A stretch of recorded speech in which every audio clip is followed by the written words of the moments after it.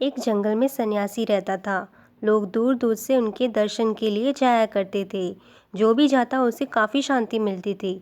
एक दिन उस राज्य के राजा भी वहां पहुंचे। सन्यासी वृक्ष के नीचे बैठे थे। सर्दी और वर्षा से बचने का उनके पास कोई इंतजाम नहीं था। यह देखकर राजा बोले, महात्मा, यहाँ तो आपको बहुत कष्ट होता होगा। आप मेरे साथ चलिए, महल में रहिए। सन्यासी नहीं माने, लेकिन राजा ने काफ़ी जिद की तो वे जाने को राजी हो गए। महल में सन्यासी अच्छे कमरे में रुके। हर समय नौकर उपस्थित रहने लगे।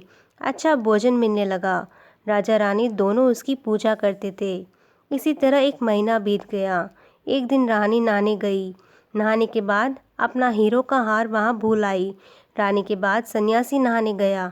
उसने वहाँ हार देखा और अपने कमंडल में छुपा लिया और महल छोड़कर भाग निकला।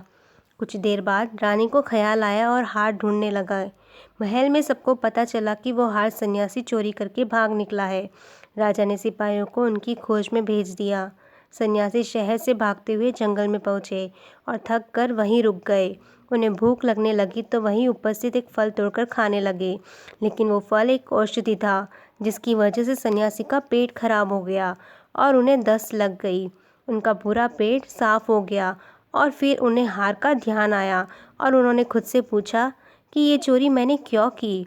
दिन ढलने को था, शाम हो गई थी। सन्यासी महल वापस आ गए और राजा से माफ़ी मांगी कि मैंने चोरी की थी।